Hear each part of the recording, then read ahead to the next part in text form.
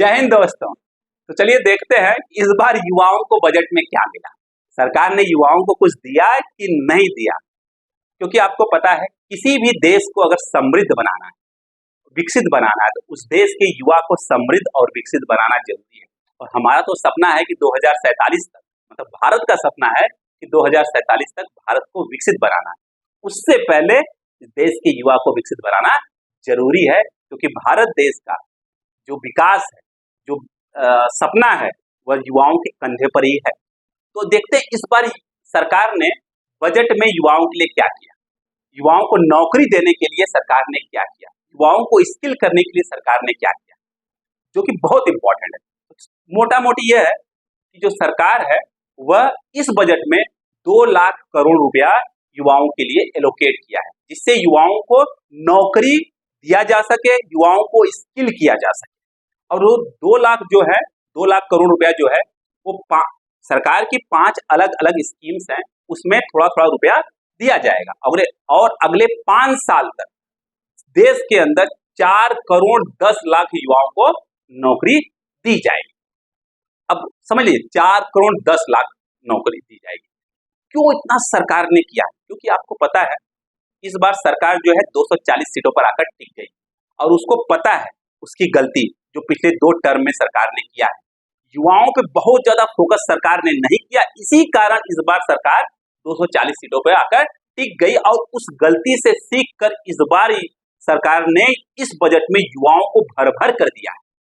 आप समझ सकते हैं, युवाओं को भर भर कर दिया है। और देखते हैं एक एक करके हर योजनाओं को समझते हैं और युवाओं को क्या क्या दिया सरकार उसको समझते हैं। उससे पहले जान लीजिए, पूरे दुनिया में चले जाइए, हर देश की यही प्रॉब्लम है कि हर देश जो है पूरा का पूरा जॉब क्रिएट करने में असमर्थ हो जाता है। वही प्रॉब्लम भारत के अंदर है। भारत के अंदर देखा जाए 145 करोड़ जनसंख्या वाला देश है। उसमें से 65% पॉपुलेशन जो है वो 35 ईयर्स के अंदर है, 35 साल से नीचे है। लगभग 90 करोड़ हमारे देश के अंदर युवा हैं। और कुछ लोग उसमें, मतलब बहुत सारे इतने ऐसे युवा हैं जो कि लाइन पे खड़े हैं कि हमको नौकरी दी जाए। और सबको नौकरी प्रदान करना देश की जो गवर्नमेंट है उसका कर्तव्य है। इसीलिए सरकार ने इस बार युवाओं को भर भर के दिया है। और एक एक स्कीम को समझते हैं। उससे पहले आपको पता है यूनाइटेड नेशन का रिपोर्ट कि भारत में जितने भी इंजीनियर हर साल पास होते हैं, जितने भी, मान लीजिए 100 इंजीनियर अगर पास होते हैं, उसमें से 85 इंजीनियर के पास योग्यता ही नहीं है कि उनको जॉब दी जा सके। ये हमारा नहीं कहना है, यह यूनाइटेड नेशन का कहना है। क्यों? आपको पता है हमारी जो बहुत सारे इंजीनियरिंग कॉलेजेस उसमें जब युवा जाते हैं पढ़ने के लिए, तो उनका सपना एक ही होता है, क्या किस तरीके से 65% स्कोर कर ले, 70% स्कोर कर ले, 75% स्कोर कर ले, 80% स्कोर कर ले। उनके दिमाग में first year, second year, third year, final year यही चलता रहता है। परंतु उनके दिमाग में यह नहीं चलता किस तरीके से हम लोग किसी एक क्षेत्र में कम से कम स्किल हासिल कर लें, जिससे कि जॉब ढूंढने में आसानी हो। उनके हाथ, मतलब उनके दिमाग में चलता ही नहीं, बस 65%, 70%, 75%, 80% चलता रहता है। फिर जब 4 साल बाद पास होते हैं तो नौकरी नहीं मिलती है, फिर जाते हैं 6 महीने, जो 4 साल में वो नहीं कर पाए 6 महीने में करके नौकरी ले लेते हैं। तो उनको ये सीखना पड़ेगा। जैसे वो किसी इंजीनियरिंग कॉलेज में जाते हैं, कहीं पे जाते हैं, तो उनका उद्देश्य यही होना चाहिए कि हमको स्किल लेना है। यह मेरा रिपोर्ट नहीं है, यह यूनाइटेड नेशन का रिपोर्ट है। अब तो देश की जो सरकार है वो भी मानती है कि इस देश में जितने युवा पास होते हैं हर साल, उसमें से 50% से ज्यादा युवाओं के पास इतनी योग्यता नहीं है कि उनको कोई भी कंपनी जॉब दे सके। मतलब हर 2 युवा में से 1 युवा के पास इतनी योग्यता नहीं है कि उसको जॉब दिया जा सके। इसी से सरकार ने बहुत कुछ सीखा है, और इसके बाद सरकार ने यह सब योजना लाई है सरकार ने, क्योंकि उसको पता है युवाओं को स्किल करना बहुत जरूरी है। और स्किल के साथ ऐसे उनको कंपनी से जोड़ दिया जाए कि उनको साथ ही साथ स्किल तो मिल जाए और उसके साथ साथ नौकरी भी मिल जाए, जिससे युवा सड़क पर आकर भटके न। बात समझ में आ गई? इसलिए सरकार ने 5 योजनाओं में 2 लाख करोड़ रुपए इन्वेस्ट करने का प्रावधान बना ली। और 5 योजनाएं क्या क्या है उसको समझते हैं। उस 5 योजनाओं में से जो 3 योजनाएं हैं वह ईपीएफओ से रिलेटेड है, एम्प्लॉय प्रोविडेंट फंड ऑर्गेनाइजेशन से रिलेटेड है। आपको पता ही होगा पीएफ अकाउंट, उसी टाइप से।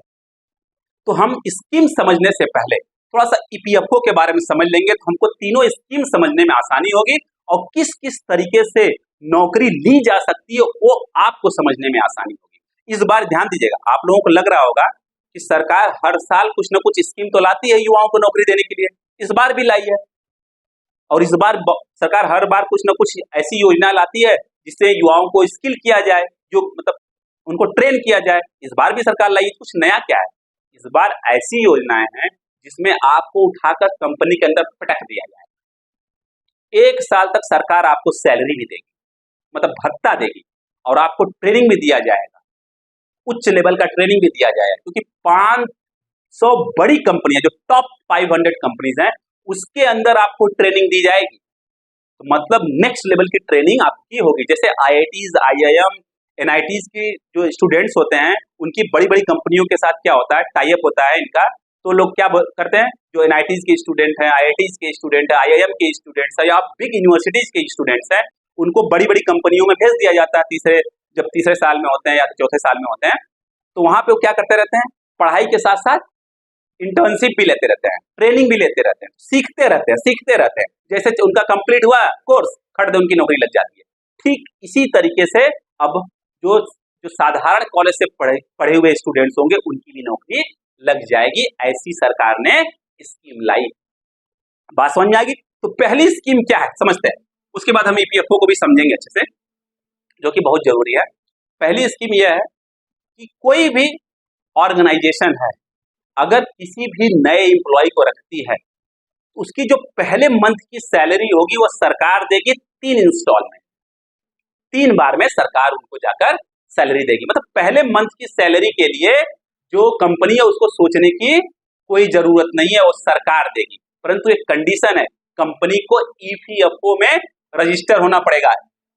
अब ईपीएफओ क्या है उसको समझ लेते हैं थोड़ा सा, तब थोड़ा सा यह स्कीम जो है आपको समझने में आसानी होगी। देखिए इसको क्या बोलते हैं, employ provident fund organisation. Okay, कर्मचारी भविष्य निधि है। अब इसमें होता क्या है, देखिए कोई भी ऑर्गेनाइजेशन है, कोई भी कंपनी है, वह कब इससे रजिस्टर हो सकती है, अगर कोई भी किसी भी कंपनी में 20 परमानेंट, कम से कम 20 परमानेंट एम्प्लॉय है, इससे रजिस्टर हो सकती है। तो पहला स्कीम क्या है, अगर कोई भी कंपनी किसी नए एम्प्लॉय को अगर रखती है, मतलब 20 परमानेंट एम्प्लॉय से एक्स्ट्रा एम्प्लॉय को रखती है, तो उसके पहले मंथ की सैलरी कौन देगा, सरकार देगी। इससे क्या होगा, जो ऑर्गेनाइजेशन है, जो कंपनी है, उसको भरोसा मिलेगा, यार पहले मंथ की सैलरी में, मतलब हमको पहले मंथ की सैलरी देनी भी नहीं पड़ रही है और फ्री में हमको एम्प्लॉय मिल रहा है, इसको जब तो काम कराया जाए, जब हमको ट्रेनिंग दिया जाए, तो क्या होगा, वो एम्प्लॉय ट्रेन हो जाएगा और अगले महीने से काम करना शुरू कर देगा अच्छे से कंपनी के साथ मिलकर। ऐसी इस योजना से क्या होगा, लगभग 2 करोड़ 10 लाख युवाओं को जॉब मिलेगा। बात समझ में आ गई? पक्का 100%? No problem. अब कुछ जो युवा हैं वह ईपीएफओ से कब रजिस्टर हो सकते हैं, मान लीजिए किसी भी एम्प्लॉय का जो मिनिमम सैलरी अगर 15,000 है, मिनिमम सैलरी, ध्यान दीजिए, मिनिमम सैलरी अगर 15,000 है, तभी जाकर वह ईपीएफओ से रजिस्टर हो सकता है। तो उसके बाद क्या होगा, मान लीजिए उसकी सैलरी 15,000 है, उसको उसकी सैलरी में से 12% काट कर उसके पीएफ अकाउंट में डाल दिया जाएगा। 12% काट का मतलब लगभग 1800 रुपया उसके अकाउंट से काट कर पीएफ अकाउंट में डाल दिया जाएगा और उतना ही पैसा किसको देना पड़ेगा, जो उसको जॉब दिया हुआ है। ओके, 1800 उसको भी जॉब देना पड़ेगा हर महीना, मतलब टोटल 3600 रुपया उस एम्प्लॉय के अकाउंट में चला गया। परंतु इसी 1800 के कारण जो है बहुत से ऑर्गेनाइजेशन, बहुत सी कंपनियां वो जॉब नहीं, परमानेंट जॉब नहीं देती है, वो कॉन्ट्रैक्ट बेस पे रख देती है। इन्हीं को दूर करने के लिए सरकार ने ये सब योजना लाई। बात समझ में आ गई? पक्का 100%? No problem. अब दूसरी स्कीम के बारे में समझते हैं। पहली स्कीम में क्या होगा, कोई भी ऐसी ऑर्गेनाइजेशन है जो कि एक्स्ट्रा एम्प्लॉय को अगर जॉब देती है, उसके पहले मंथ की सैलरी सरकार देगी। तो अगर ऐसा होता है तो 2 करोड़ 10 लाख युवाओं को डायरेक्टली फायदा होगा। बात समझ में आ गई? पक्का। अब दूसरा देखते हैं, दूसरा स्कीम क्या है। अब इसके लिए सरकार ने कितना पैसा दिया इस स्कीम के लिए, 23,000 करोड़ 23,000 करोड़ इस स्कीम के लिए सरकार ने दिया है। दूसरा है जो मैन्युफैक्चरिंग सेक्टर है, मतलब मान लो फैक्ट्रीज है, अगर फैक्ट्रीज जो है एक्स्ट्रा एम्प्लॉय को जॉब देती हैं, सेम चीज एक्स्ट्रा एम्प्लॉय का मतलब ऐसी कंपनी जिसके पास 20 परमानेंट एम्प्लॉय हैं, उससे ज्यादा कितने भी एक्स्ट्रा एम्प्लॉय को अगर जॉब देगी तो सरकार क्या करेगी, उस कंपनी को और उस एम्प्लॉय को इंसेंटिव देगी, मतलब कंपनी को भी मतलब बेनिफिट मिलेगा और उस एम्प्लॉय को भी बेनिफिट मिलेगा। समझ का इससे क्या होगा, कंपनी को विश्वास होगा कि सरकार मेरे पीछे है मदद करने के लिए, तो क्या करेगी कंपनी, अधिक से अधिक लोगों को हायर करेगी। बात समझ में आ गया। इसके लिए क्या किया है सरकार ने, 52,000 करोड़, कितना 52,000 करोड़ रुपया एलोकेट किया है। बात समझ में आ गई, पक्का। अब नेक्स्ट क्या है, तीसरा जो स्कीम है, अब इसमें जो कंपनी है उसको सरकार सपोर्ट करेगी। क्या होता है, बहुत सी कंपनी जो है, जो प्रोविडेंट फंड होता है, प्रोविडेंट फंड जो अकाउंट होता है उसमें कंट्रीब्यूट नहीं करना चाहते, क्योंकि 1,800 रुपया, मतलब कम से कम 1,800 रुपया 15,000 के हिसाब से, अगर किसी की सैलरी 15,000 है उसके हिसाब से कम कंपनी को 1,800 रुपया हर महीना देना पड़ता है पीएफ अकाउंट में। उसी 1,800 के कारण या उससे ज्यादा के कारण कंपनी जो है परमानेंट एम्प्लॉय को नहीं रखती, क्या करती है, कॉन्ट्रैक्ट बेस पे एम्प्लॉय को हायर कर लेती है, जिससे कि उनको दिखाना ना पड़ता है। इसी कारण सरकार क्या करेगी, अगर कोई भी कंपनी जो है अतिरिक्त एम्प्लॉय को, मतलब 20 एम्प्लॉय से अधिक एम्प्लॉय को अगर हायर करती है तो सरकार क्या करेगी, उस कंपनी को अगले 2 साल तक, ध्यान दीजिएगा, अगले 2 साल तक हर महीने 3-3 हजार रुपए देगी। ध्यान दीजिएगा, कंपनी को कितना देना पड़ रहा था, हर महीने एक एम्प्लॉय के ऊपर 1,800 रुपया देना पड़ रहा था, जब किसी भी एम्प्लॉय का जो सैलरी है वो 15,000 हो, तो अब सरकार उसको 3,000 रुपए दे देगी हर महीने 2 साल के लिए, तो कंपनी का जो भरोसा है वो बढ़ जाएगा। कंपनी के लिए कोई बात नहीं यार, 1,200 तो रुपया मुझे फायदा ही हो रहा है, 1,800 रुपये तो मुझे देना पड़ता था, 1,200 रुपया मुझे फायदा हो रहा है, कोई बात नहीं, 2 साल की बात है। अब क्या करेगा कंपनी, इससे कंपनी और जॉब देना शुरू कर देगी।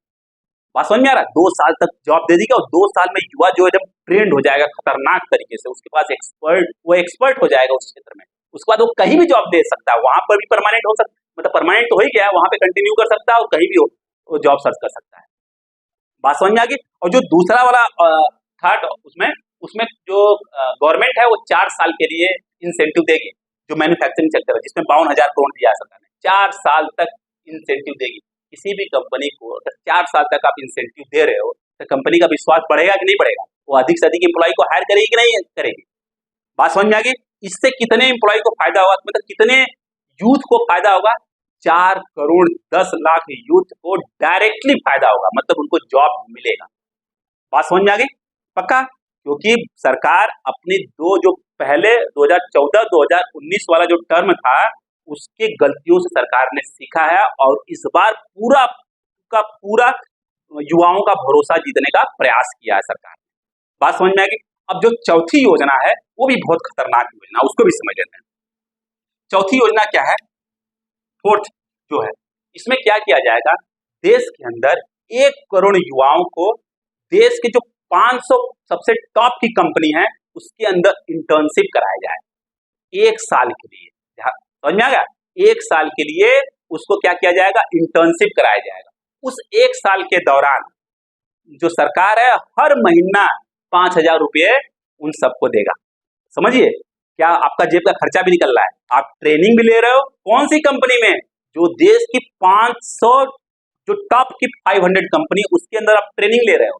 अब उसके दौरान 1 साल तक सरकार आपको 5,000 रुपये भी देगी और एक बार जो कंपनी में आप ट्रेनिंग ले रहे हो पहली बार आपको 6,000 रुपये भी देगी, जिससे आपका पॉकेट मनी भी चलता रहे और आप क्या कर सकें, अपने आप को स्किल भी कर सके, ट्रेंड भी कर सके। उसके बाद क्या होगा, आप मान लीजिए 1 साल तक आप ट्रेंड हो गए खतरनाक तरीके से, भी जो टॉप 500 कंपनी उसके अंदर, तो डेफिनेटली आपको जॉब के बारे में सोचना ही नहीं पड़ेगा, जॉब आपको ढूंढते हुए आएगी, आपको खोजने की जरूरत नहीं पड़ेगी। यही होता है IITs एंड ITs के अंदर। क्या होता है, जैसे फर्स्ट ईयर सेकेंड ईयर वो पढ़ाई करते हैं कॉलेज में, उसके बाद थर्ड ईयर के बाद क्या होता है, थर्ड ईयर के बाद IITs का लिंक होता है टॉप की कंपनियों के साथ, तो वो अपने बच्चों को कंपनियों में भेज देते हैं इंटर्नशिप के लिए। वो पढ़ाई भी करते रहते हैं और इंटर्नशिप करते रहते हैं, फिर 4 साल बाद तो क्या होता है, उनको हाई पैकेज मिल जाता है क्योंकि वो स्किल पे काम करते हैं। अब सरकार ने यह वाला योजना लाकर जो और जो इंस्टीट्यूट्स हैं वहां से पास हुए बच्चों को भी इस टाइप के हाई टाइप का इंटर्नशिप दिया जाएगा, हाई क्वालिटी इंटर्नशिप। और इसमें एक चीज बहुत इंपॉर्टेंट है, इसमें IITs, NITs, IIM और जो टॉप की यूनिवर्सिटीज है उनमें उनके बच्चे नहीं जा सकते हैं, क्योंकि उनके लिए तो ऑलरेडी है, वो तो टॉप की कंपनी में जॉब पाई जाती है। तो ये वाला जो स्कीम है उन बच्चों के लिए है जो बच्चे मतलब साधारण कॉलेज से, मैक्सिमम बच्चे लगभग मोर देन 98% बच्चे कहाँ से पढ़ते हैं, साधारण कॉलेज से ही पढ़ते हैं, जिनको जॉब ढूंढने में प्रॉब्लम होती है। अब उनको क्या होगा, हाई स्किल का ट्रेनिंग मिलेगा और उसके साथ साथ पॉकेट मनी भी मिलेगा, तो उनका मनोबल बढ़ेगा और स्किल्ड होंगे और खतरनाक तरीके से जॉब लेंगे। बात समझ में आ गई? ये होगी 4 स्कीम।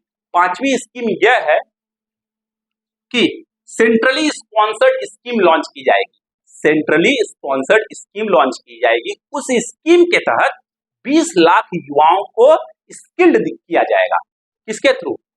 जो ITI होता है उसको अपग्रेड कर कर उस ITI को टॉप के जो कंपनीज हैं उनके साथ कोलैबोरेट कर, उनके साथ मिलाकर उन बच्चों को, जो 20 लाख युवा हैं, उनको स्किल दिया जाएगा, हाईली ट्रेंड किया जाएगा, उसके साथ उनको कंपनी के साथ लिंक कर देंगे जिससे कि उनको जॉब ढूंढने में प्रॉब्लम न हो।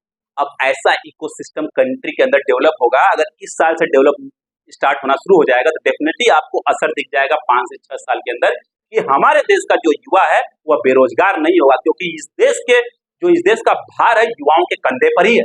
हम यह नहीं कह रहे हैं कि और सबके कंधे पर नहीं है, पर युवाओं के कंधे पर ज्यादा है, क्योंकि 65% पॉपुलेशन युवाओं का ही है।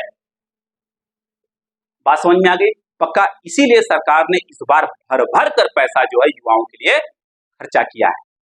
Got it? क्योंकि अगर युवा समृद्ध होगा तभी जाकर देश समृद्ध होगा और तभी जाकर देश जो है विकसित राष्ट्र बनेगा 2047 तक, जो हमारा सपना है, हम लोगों का सपना, भारत का सपना है। समझ में आ गया? तो इसलिए सरकार ने यह सब किया है। अब आई थिंक आपको अच्छे से समझ में आ गया होगा कि युवाओं के लिए सरकार ने इस बार क्या क्या किया है। और इस बार आपको इस तरीके से अगले 2 से 3 महीने में समझ में आ जाएगा कि किस तरीके से जॉब आपको ढूंढते हुए आ रही है। ओके, समझ में आ गया? जाने से पहले अगर वीडियो पसंद आए तो इसको लाइक शेयर सब्सक्राइब जरूर करिएगा, बेल आइकन दबाना बिल्कुल मत भूलिएगा, नहीं तो नोटिफिकेशन आप लोग क्या कर देंगे, मिस कर देंगे। Okay, bye bye, take care.